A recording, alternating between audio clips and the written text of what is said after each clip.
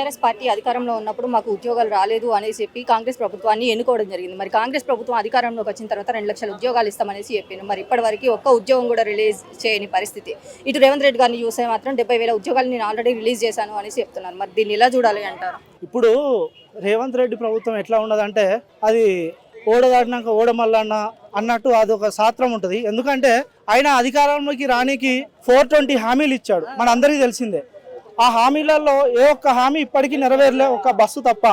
ఆ బస్సు పెట్టి ఇప్పటికీ ఎంతమందిని ఏం జరిగిందో మన అందరికీ తెలిసిందే తెలంగాణ గవర్నమెంట్లో. సో ఇప్పుడు మేము ఈ సభ ఏదైతే మా కేటీఆర్ గారు ఇచ్చిన పిలుపు మేరకు యువ సంగ్రామ సదస్సు ఎక్కడైతే ఇదే రాహుల్ గాంధీ ఇదే మన రేవంత్ రెడ్డి ఇదే స్టేడియంలో సరూర్ నగర్లో అప్పుడు యువతకు మేము దాదాపు 2 లక్షల ఉద్యోగాలు ఇప్పిస్తాము, మీరు సంవత్సరానికి 2 లక్షల ఉద్యోగాలు ఇప్పిస్తాము అని ఒక ఏదైతే కుట్రపూర్వక హామీలు ఇచ్చి ఇప్పటికీ గవర్నమెంట్ ఫామ్ అయ్యి 2.5 సంవత్సరాలు అయింది, దగ్గర 3వ సంవత్సరాలకు అడుగుపెట్టింది.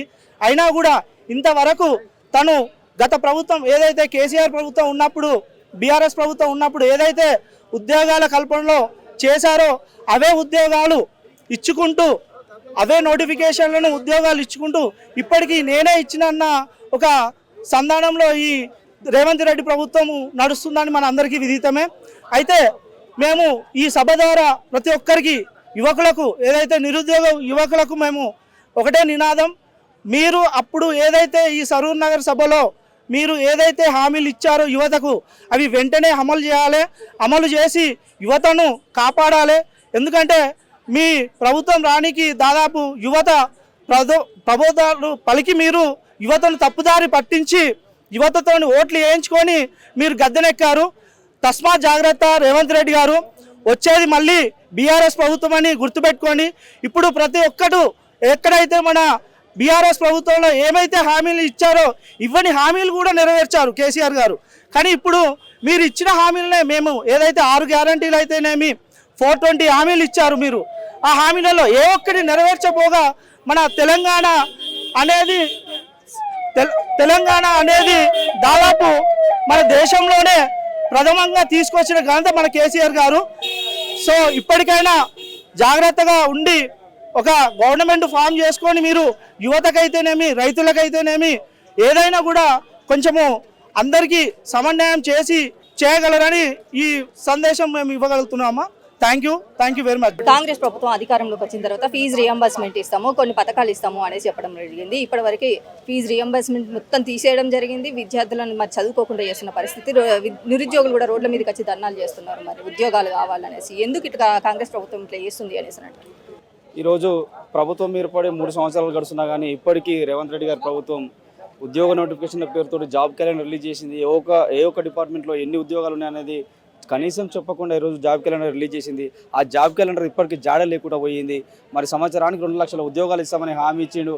ఆ హామీకి నిరుద్యోగులు కావచ్చు, యువకులు, విద్యార్థులు అందరూ నమ్మి ఈరోజు ఓట్లేసారు.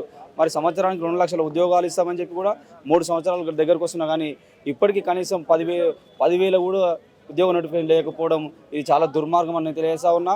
అదేవిధంగా ఒక వైపు చూస్తూ ఉంటే విద్యార్థులు ఫీజు రియంబర్స్మెంట్ లేక ఇంటికే గృహ నిర్మాణాలకే పరిమితమైన విషయాన్ని మనము చూస్తూ ఉన్నాం ఈరోజు.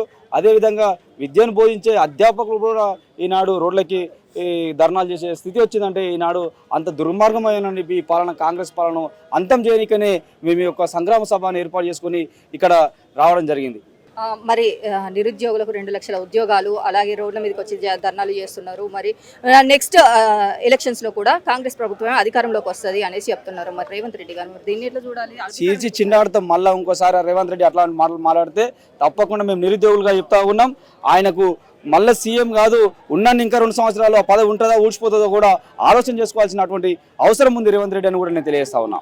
అంటే గత ప్రభుత్వం బీఆర్ఎస్ పార్టీ అధికారంలో ఉన్నప్పుడు ఎలా ఉంది, ఇప్పుడు కాంగ్రెస్ పార్టీ అధికారంలోకి వచ్చిన తర్వాత ఎట్లుంది? ఆనాడు కేసీఆర్ గారి ప్రభుత్వంలో పుట్టిన పీరియడ్ మొదలు పెట్టుకుంటే పండు ముసలవ దాకా ప్రతి ఇంట్లో సబ్బండ వర్గాలకు సంక్షేమం అందించినటువంటి సారథి మన తెలంగాణ తొలి ముఖ్యమంత్రి కేసీఆర్ గారు.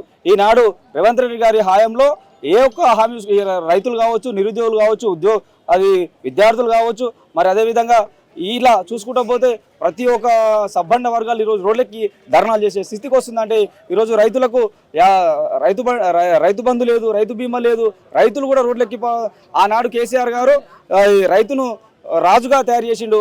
అలాంటి కేసీఆర్ గారే మళ్ళీ రావాలని మేము కోరుకుంటా ఉన్నాం. సీఎం రేవంత్ రెడ్డి అధికారంలోకి వచ్చిన తర్వాత కొన్ని పథకాలు ఇచ్చిండు, అవి వస్తానే ఏదన్నా ఒకటి అన్నస్తుందా మీకు? మాకైతే ఏమి ఇచ్చినామా అదేది అది భూమి అది అన్ని ఎకరాలు ఉంటే మొత్తం 6 ఎకరాలకి ఇస్తున్నాడు కదా, ఒకటే ఎకరాకి ఇస్తున్నాడు. అది కూడా టైం చేస్తాడు. అది మోడీ వేసిండు పైసలు, కానీ ఇక ఆయన అయితే ఎప్పుడు వేసేది ఏం చేసేది టైం తప్పించేస్తున్నాడు. ప్రతి ఆడపిల్లకి ఇంట్లో ఉన్న ప్రతి ఆడపిల్లకి తులం బంగారం ఇస్తా అనేసి అన్నాడు. బంగారం లేదు, ఏది లేదు, పైసలు 2500 వేస్తాను, అవి కూడా వేయలే. మరి ఓట్లేసి మనం గెలిపించుకున్నాం కదా, మరి గెలిపించుకున్నందుకు ఏం చేసిండు రేవంత్? ఏం చేయలేదమ్మా, అదే ఉన్నది. ఏం చేయలేదు, ఏం చేయలేదు, అదే ఉంది. వేస్తాను పైలు వేయలే, ఆడపిల్లకి 2500 వేస్తానని ఇవ్వలే. ఇంకా ఏమున్నా ఏం లేదు. ఇక పెన్షన్ కూడా పెంచుతానన్నాడు, 4000 ఇస్తాను, అవి 2000 ఇస్తున్నాడు.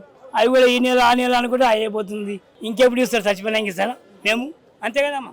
మరి బీఆర్ఎస్ పార్టీ అధికారంలో ఉన్నప్పుడు మంచిగా ఉన్నదా, ఇప్పుడు మంచిగా ఉన్నదా? అమ్మ అది బందోబస్తు చేసిండు, మాకు మస్తుగా చేసిండు. మాకు క్వశ్చన్ మేము ఆయన మీనే ప్రేమ ఉన్నది, కానీ ఇప్పుడు అడవిలో చేసినందుకు కుల్ల బస్సులు చేసి అంత బేకారు పని చేస్తున్నాడు మొత్తం. మీరు చెప్పండి ఎట్లున్నది? మా దగ్గర షాబాద్ మన మహేందర్ రెడ్డి వాళ్ళ విలేజ్ మాది. ఇప్పుడు కేసీఆర్ ఉన్నప్పుడు మాకు రైతు బంధు పడ్డది, మాకు ఇంకోటి మాకు 5 లక్షల బీమా కూడా ఆయన ఇచ్చిన ఇంకో ఉన్నాయి. మాకు ఇంకోటి మాది కొంచెం సీలింగ్ భూమి ఉండే, దాని కూడా పరిహారము మాకు ఇచ్చినట్టు చేసిండు. మాకు మళ్ళీ ప్లాట్లు ఇస్తాడంట.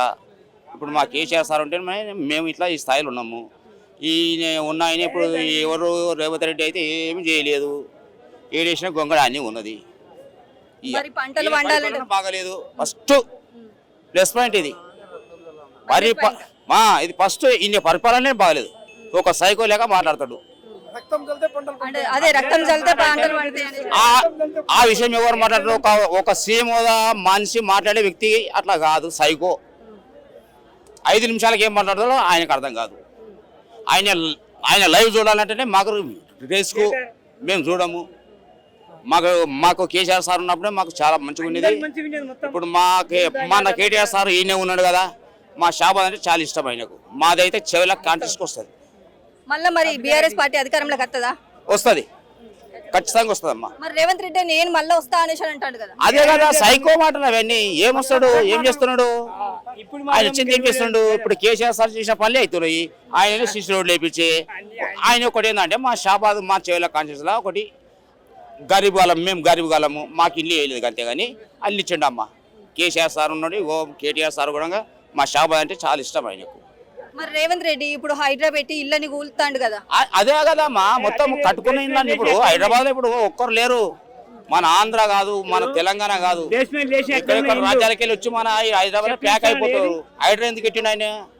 రాజకీయాల నాయకులు అంటే రాజకీయ నాయకులు కూలగొట్టుకో, మా గరీబులు కూలగొట్టకూడదు. ఇది ఫస్ట్. ఇది సెకండ్, థర్డ్. ఇంకొక 1 year అయింది అనుకో రాదు గవర్నమెంట్, మళ్ళీ కాంగ్రెస్ రాదు. ఇది మళ్ళా పార్టీ అయినా కేసీఆర్ సార్, కేటీఆర్ సార్ ఇది విన్ను. మళ్ళీ పేదలకు నేను న్యాయం చేస్తాను, వాళ్ళు ఏమంటలేరు మమ్మల్ని అంటాడు కదా. ఏమంటాడమ్మా? మొన్న మా షాబాద్ లో ఒక పని అయింది, ఏమన్నా చర్య తీసుకున్నాడా హోమ్ డిపార్ట్మెంట్? 6 మందిని ఒకటి సైకో చనిపేసిండు, చేసిండు. వాళ్ళకి ఇదే సబితా మేడం వచ్చింది, ఇదే ఇప్పుడు మాకు అవినాష్ రెడ్డి వచ్చిండు. వాళ్ళకు డొనేషన్ గా 5 లక్షలు 10 లక్షలు ఇచ్చిర్రమ్మా. ఒకటి ఏంటంటే ఆడొక సైకో చేసిండు, 6 మందిని చంపితే. మరి ఆయన చివరసలా ఇప్పుడు ఆర్ఎస్ ప్రవీణ్ అన్నను మన సబితమ్మను ఈ పోలీసు వాళ్ళు అడ్డుకున్నారు. అంటే గవర్నమెంట్ ఇల్లు ఉంది కదా, అట్లా అన్నమాట. ఇది కరెక్ట్ కాంగ్రెస్ గవర్నమెంట్ కాదు. రేవంత్ అన్న పరిపాలన కరెక్ట్ చేయడు, ఆయన రాడు. నెక్స్ట్ వచ్చి అయితే కారు టిఆర్ఎస్, టిఎస్బి, బిఆర్ఎస్.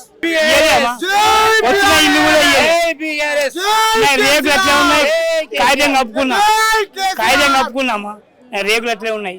ఏం చేయని ఒకసారి ఇల్లు చూస్తే అర్థమవుతుంది. ఇగో నేను ఎస్సీ, నేను ఒక చెప్పులు కొట్టే మోచోని రోడ్డు మీద కూర్చున్న మనిషిని లేవటేసారు. ఓ మాట ఇల్లు గూడ కొట్టేస్తారు. రూపాయి గూడ కొట్టుకొని ఇల్లు కట్టుకుంటారు. ఎవరైనా కానీ రూపాయి గూడ కొట్టుకొని ఇల్లు కట్టుకుంటారు. కానీ ఆ మొత్తం సర్వనాశనం చేసినాడు. వాడు వచ్చింది ఎందుకు దళితం లెక్క. అదే ఈ పల్లెలలో నీళ్ళు ఇస్తుండ రైతులకి మా టీఆర్ఎస్ మొత్తం కోసి ఇవ్వమంటు. మేము కార్యకర్తలం, ఆయన సపోర్ట్ చేస్తాం. నువ్వు అడగాల పెద్ద మనిషిని, కేసీఆర్ దగ్గర పోయా అడగాల, బాబు ఎట్లా చేయాలా బాబు, ఏం సంబంధం, పైకల్లో నువ్వు పడ్డావు, నీ నార్మల్ ఏంది అని ఒక మాట బాబు అడగాల. అడిగి ఈ సమాధానం చేసి తీసుకొని వచ్చి ఎట్లా చేయాలా, ఇట్లా చేయాలి తమ్మి, ఇట్లా చేయాలా. ఒక తల్లి కడుపులోకి పుడతాం, అందరం పుడతాం, కుటుంబం కానీ కాదు మా తల్లి, అందరం పుడతాం తల్లి కడుపులోకి. అరే బిడ్డ ఇది చెయ్యి, ఇట్లా చెయ్యి, చెయ్యి. మళ్ళీ వచ్చే ప్రభుత్వం వచ్చినప్పుడు బీజేపీని కింద కూర్చోబెడదాం, మనం నిలబడదాం. ఈ రాహుల్ గాంధీ, ఈ ప్రియాంక గాంధీ ఏం హామీలు ఇచ్చారు, కానీ ఆటలు మొత్తం జరిపారు. 99% ఆటలు జరిపారు.